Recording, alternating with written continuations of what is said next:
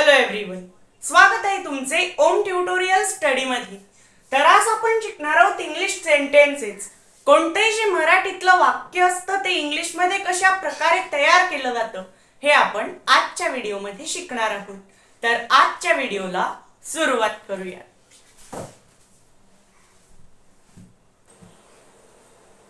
तर मित्रांनो, आता आपण आपले काही सेंटेन्स बघूया। तर फ्रेंड्स, हे जे आता सेंटेन्स आहेत ते बिलकुल डेली यूज होत असतात। तर आजच्या व्हिडिओला आपण सुरुवात करूया। तर सर्वात पहिला सेंटेन्स आहे फ्रेंड्स आपला, मला हे बदलायला पाहिजे।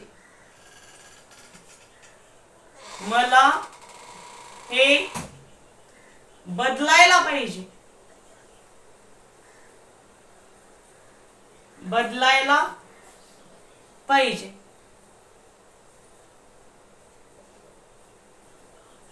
तर आता आपल्याला काय करायचंय फ्रेंड्स, सर्वात पहिले पहिला घ्यावा लागतो, मग शेवटचा घ्यावा लागतो आणि मग इकडून असं वापस यायचं असतं। तर मला याला आपण इंग्लिश मधून काय म्हणतो, तर आय, म्हणून आपण इथे घेतला आय। पहिला घेतल्यानंतर शेवटचा घ्यायचा। तर शेवटचा काय फ्रेंड्स, पाहिजे। तर आपण पाहिजे याला इंग्लिश मधून काय म्हणतो, तर शुड, म्हणून मी इथे घेतला शुड। आय शुड पहिला घेतला, शेवटचा घेतला, इकडून असं वापस यायचंय। बदलायला, बदलणे, याला इंग्लिश मधून आपण काय म्हणतो, तर चेंज, म्हणून आपण इथे घेतलं चेंज। आय शुड चेंज, नंतर शेवटचा काय, हे, हेला आपण कधी काय म्हणतो, तर दिस म्हणतो, म्हणून आपण इथे घेतलं दिस। आय शुड चेंज दिस। तर समजा मी म्हणलं फ्रेंड्स, मी शाळेत जात आहे।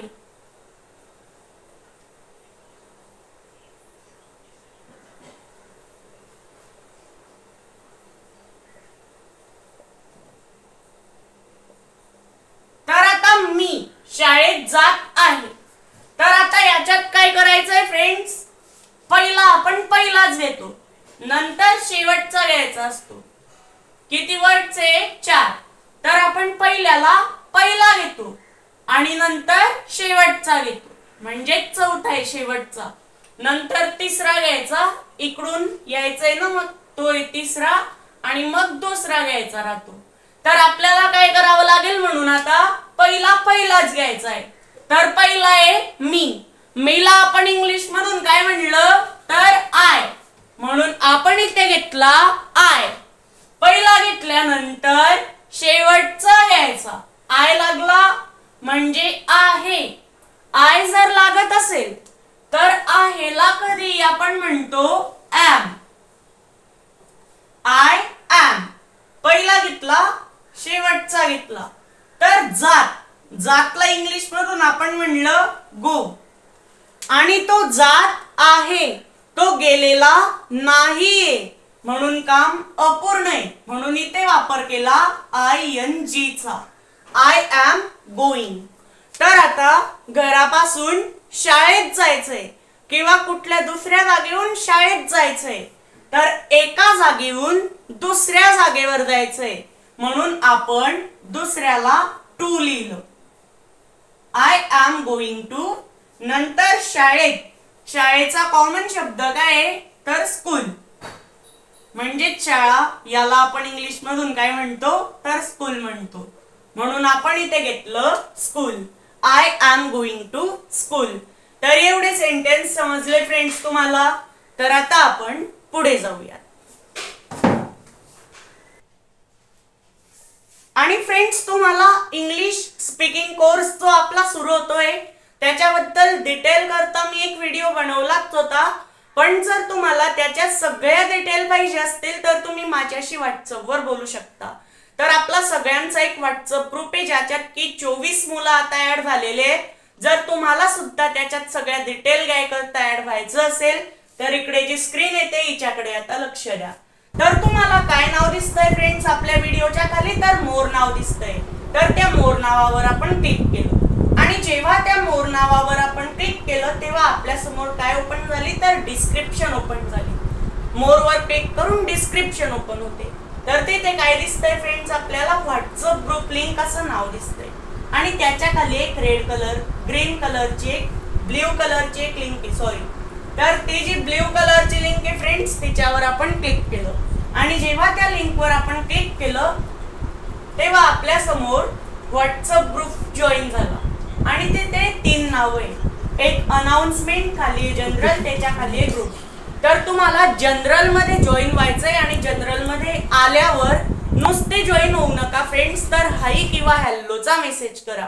म्हणजे तुम्ही कोणी नवे आहात हे तुम्हाला, हे मला समजेल आणि तुमच्याकडे सुद्धा लक्ष दिलं जाईल. तर बघा फ्रेंड्स, तर आता आपण आपले पुढचे सेंटेन्स बघूया. मला हे खायला पाहिजे.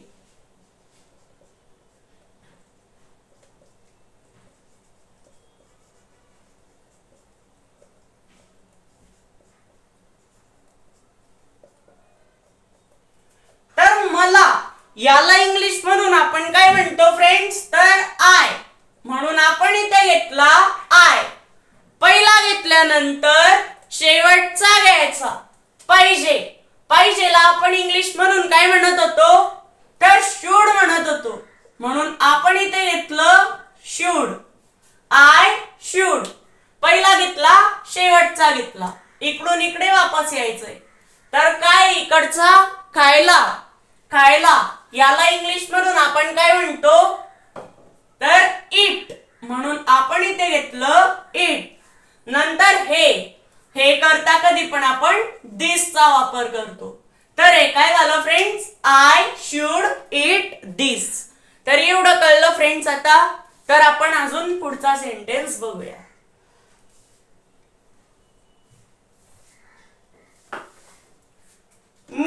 आम्ही जात होतो.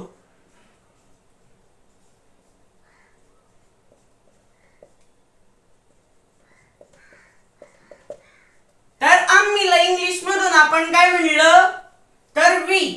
म्हणून आपण इथे घेतला वी. आम्ही जात होतो म्हणजे साधा भूतकाळ आहे.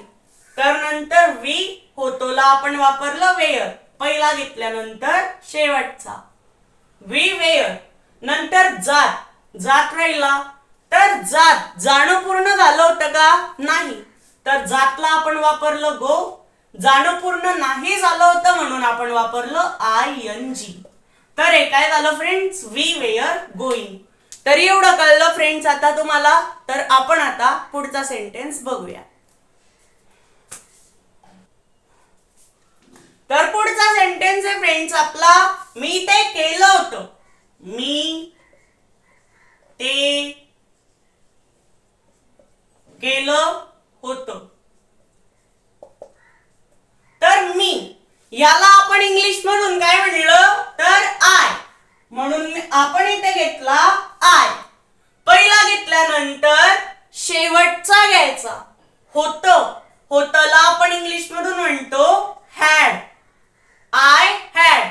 पहिला घेतला, शेवटचा घेतला. केलं. केलंला आपण इंग्लिश मधून काय म्हणलं तर डन. कारण की कोणतंही काम जर केलंय, करून झालेलं आहे, तर केलंला आपण डन वापरतो. आणि नंतर तेला आपण इंग्लिश मधून म्हणलं it. I had done it. तर आता आपण पुढचा सेंटेन्स बघूया. मला हे लिहायला पाहिजे. मला हे लिहायला पाहिजे.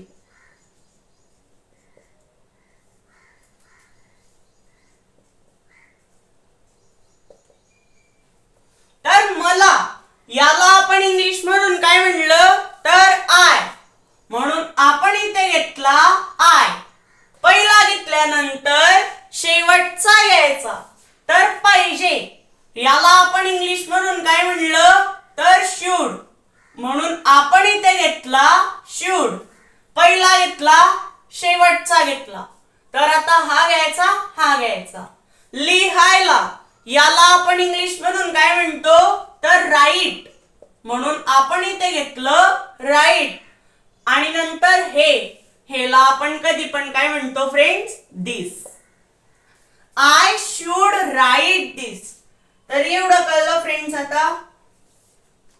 तर नंतर आपण कोणताही सेंटेन्स जर घेतला तर तो अशाच प्रकारे तयार होऊ शकतो फ्रेंड्स. मी त्याला बोलावलं होतं. मी त्याला बोलावलं होतं.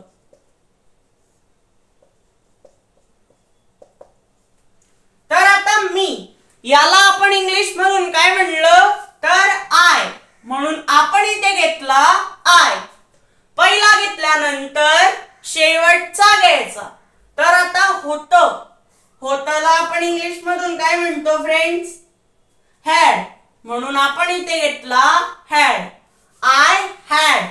तर आता बोलावलं, पहिला घेतला शेवटचा घेतला, हा घ्यायचा आणि हा घ्यायचा. बोलावलं, तर बोलावलंला आपण इंग्लिश मधून काय म्हणलं तर कॉल्ड, म्हणून आपण इथे घेतलं कॉल्ड.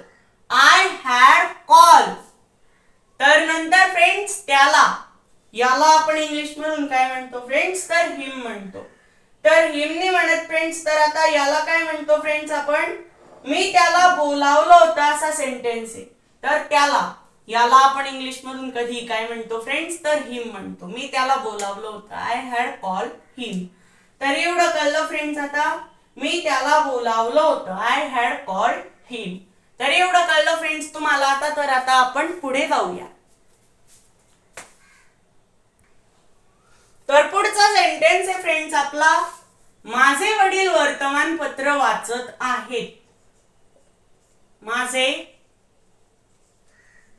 वडील वर्तमानपत्र वाचत आहेत.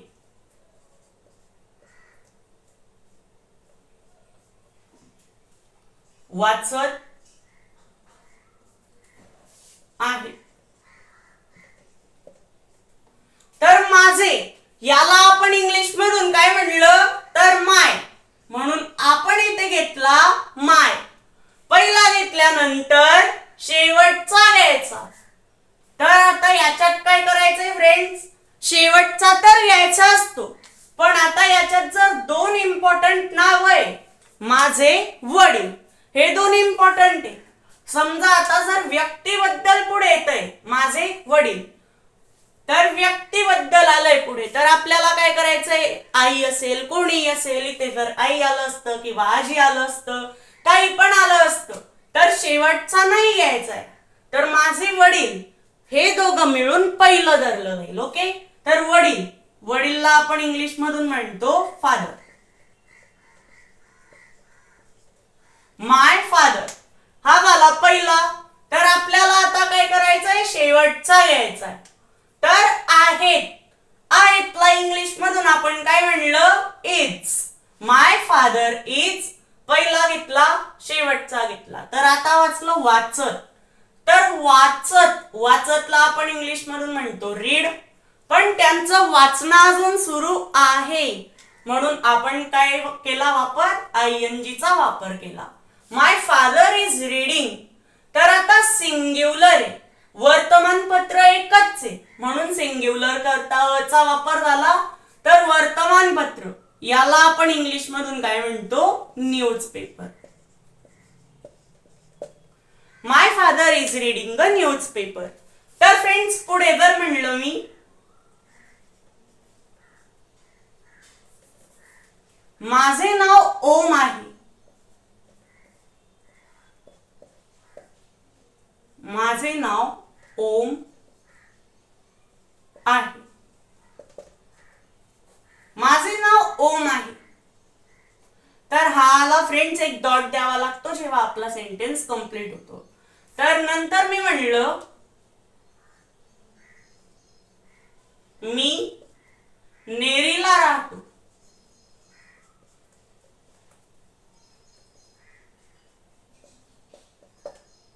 तर इथे एक डॉट येईल आणि नंतर मी विद्यार्थी आहे.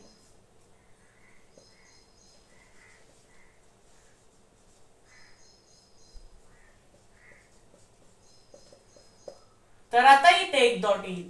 तर फ्रेंड्स आता इथे काय होतंय, माझे नाव ओम आहे.